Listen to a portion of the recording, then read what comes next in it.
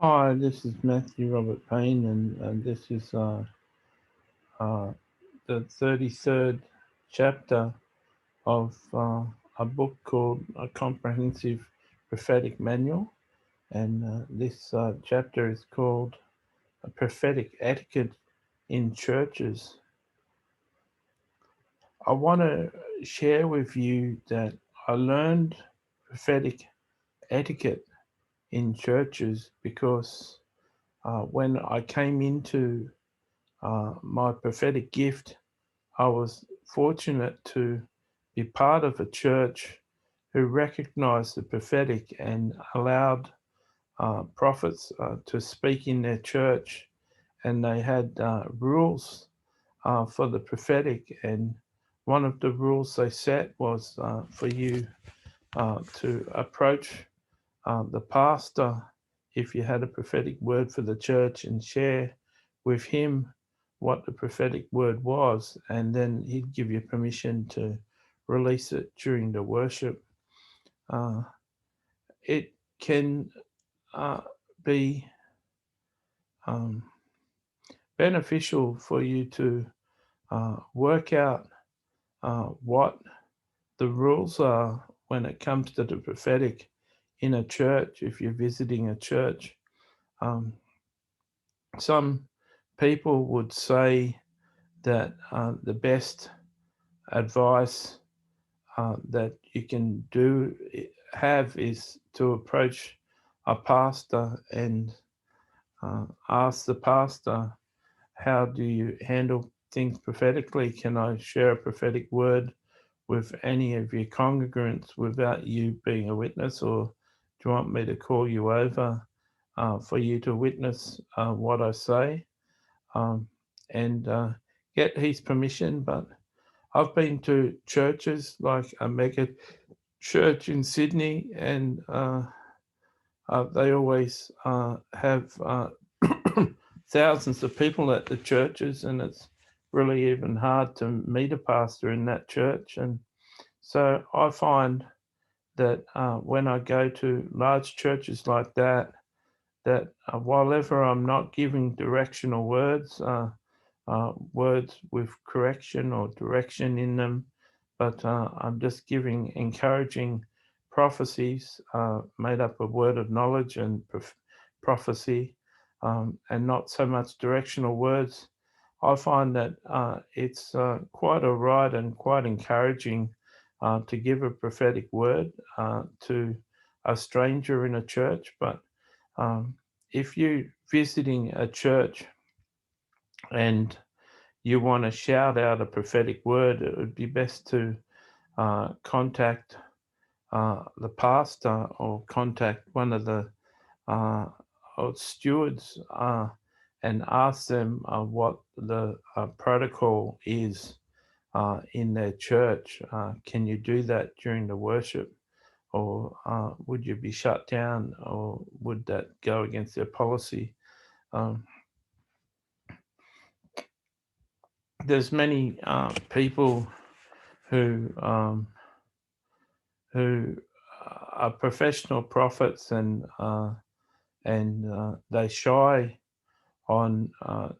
away from people giving parking lot prophecies, like people approaching people in the parking lot and giving them a prophecy, and they feel that there's a whole lot of Lone Ranger prophets who don't have anyone in their life to bring accountability into the life, and they just go around prophesying to anyone willy nilly, and this shouldn't be so. And I don't really see Jesus getting permission to speak with the woman at the well. That went against official protocol of those times, that single men didn't speak to single women, and Jews didn't speak to Samaritans, and Jesus crossed those boundaries with the woman at the well in Samaria. And we also see that he made such an impact on her. She went into the town and called all the townsfolk, and they had a revival in that town because of Jesus crossing the protocol. So, protocol is there for a reason. It's there to protect members. I wouldn't say that you should walk into a church and give people prophetic direction or prophetic um, words of wisdom. But I would say that it's quite all right to share with a mother in the church that the four characteristics that we used in the other chapter, in the beginning chapters of this book. Um, it would be quite all right to share with a mother uh, for ways that she's a really wonderful mother. It'd be quite all right to share with a young female that she's beautiful inside and out. It'd be quite all right to share uplifting, encouraging prophetic words with people in the church. But when it comes to corporate prophecy, when it comes to giving directional words to strangers, you may want to shine a way of caution until you get acceptance of the pastor that's quite all right for you to prophesy in his church, um, and that just takes humility.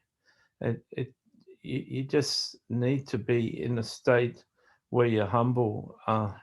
If you think that you've got to ask a pastor permission, and if he says no, then you just can't prophesy in his church.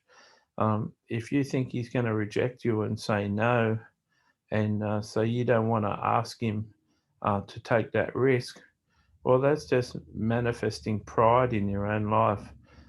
Would